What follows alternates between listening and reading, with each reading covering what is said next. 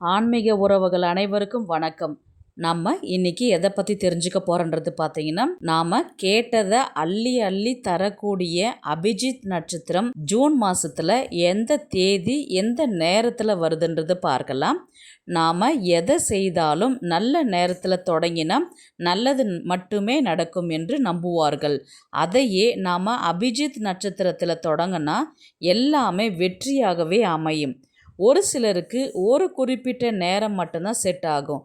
ஆனால் எல்லாருக்குமே செட் ஆகிற ஒரே டைம்னு பார்த்தீங்கன்னா இந்த அபிஜித் முகூர்த்த நேரம் தாங்க. அபிஜித் வெற்றியை குறிக்கக்கூடியது. ஜித்துன்னு சொன்னால் ஜெயிக்கிறதுன்றது அர்த்தம். அஸ்வினி முதல் ரேவதி வரை 27 நட்சத்திரங்கள் இருக்குது. அந்த காலத்தில் 28வது நட்சத்திரமாக இந்த நட்சத்திரத்தையும் பயன்படுத்தி இருந்தாங்க.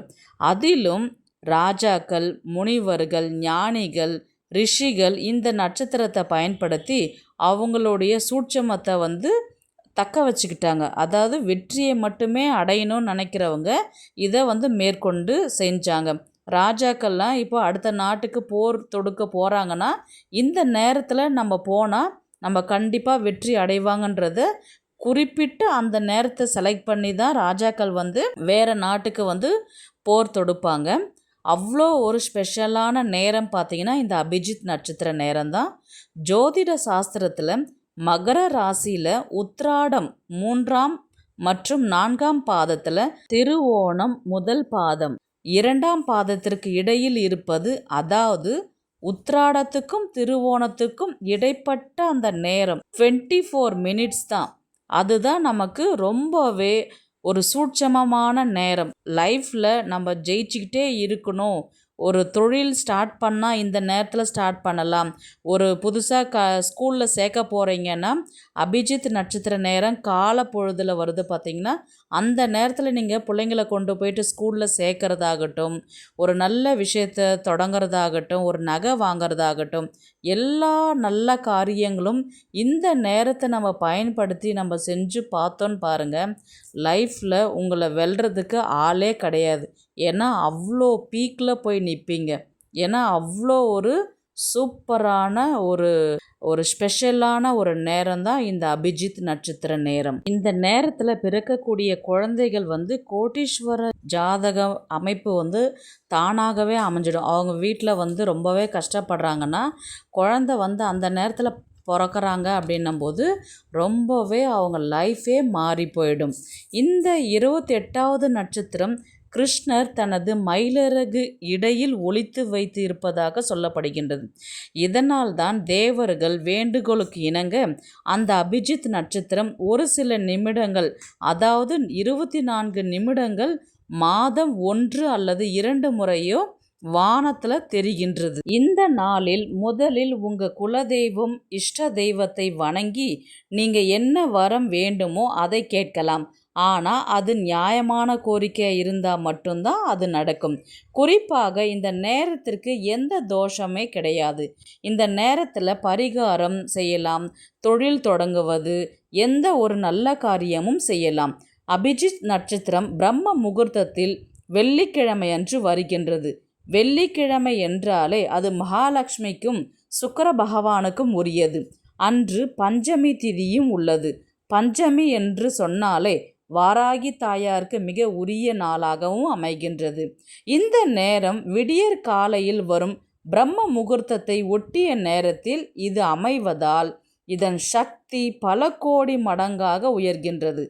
இந்த ஜூன் மாதம் எந்த நேரத்தில் என்ன டேட்டுன்றது பார்த்தலாமா?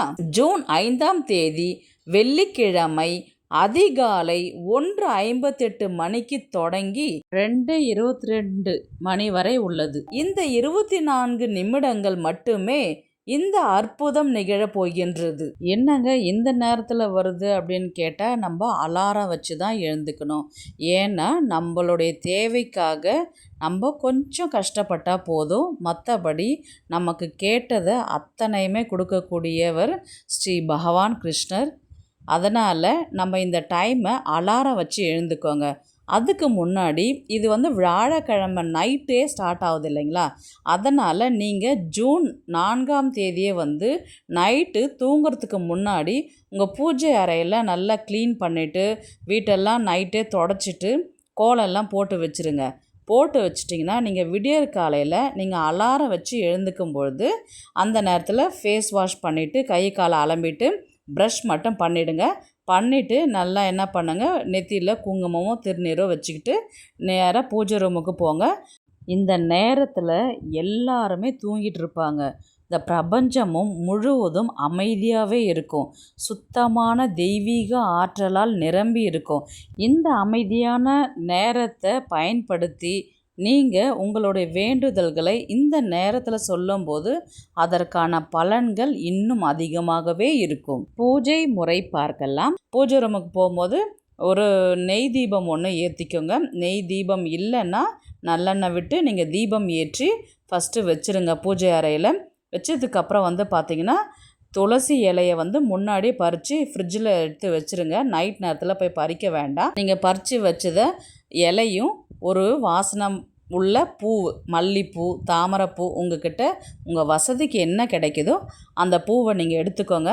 நான் மந்திரத்தை வந்து ஸ்க்ரீனில் கொடுக்குறேன். அந்த மந்திரத்தை சொல்லி நீங்கள் லக்ஷ்மி படம் அல்லது பெருமாள் படத்திற்கு நீங்கள் துளசி இலையும் வாசனை பூவை வந்து நீங்கள் சமர்ப்பிச்சுட்டு உங்களுக்கு என்ன வாழ்க்கையில் தீரவே தீராது என்று நினைக்கக்கூடிய ரொம்பவே கஷ்டமான விஷயம் அப்படின்னு பார்த்தீங்கன்னா, உங்கள் வீட்டில் உங்களுக்குன்னு ரொம்ப இந்த பிரச்சனை எனக்கு அதிகமாக இருக்குதுன்னு நினைக்கிறவங்க, கடன் பிரச்சனையாகட்டும், நோய் நொடிகள் நீங்குவதற்காகட்டும், வேலை வாய்ப்பு கிடைக்க அல்லது பண தட்டுப்பாடு மறைய, ஏதாவது ஒரு பிரச்சனையை வந்து ஒரே ஒரு கோரிக்கையை மட்டும் மனசில் நினச்சி அதை ஆழமாக வந்து எனக்கு வந்து அது எல்லாமே நடந்துடுச்சு, நடக்கணும் அப்படின்னு பிரபஞ்சத்துக்கிட்ட வந்து நீங்கள் வந்து எல்லாமே வந்து ஒரு பாசிட்டிவாகவே கேட்கணும். அந்த 24 நிமிடங்கள், அதாவது 1:58 மணிலிருந்து 2 மணி வரை உள்ள அந்த நேரத்தை வந்து நீங்கள் பயன்படுத்தி பூஜை அறையில் உங்களுடைய வேண்டுதல்கள் வச்சுட்டு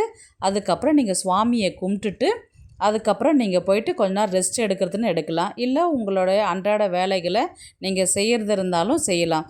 ஜூன் 5ஆம் தேதி வெள்ளிக்கிழமை பஞ்சமி திதியும் வரக்கூடிய இந்த அபிஜித் நட்சத்திர நேரத்தை தவறாமல் பயன்படுத்தி உங்களுடைய வேண்டுதல்களை சொல்லி வழிபாடு செய்தாலே நிச்சயமாக உங்கள் வேண்டுதல்கள் பலிக்கும்.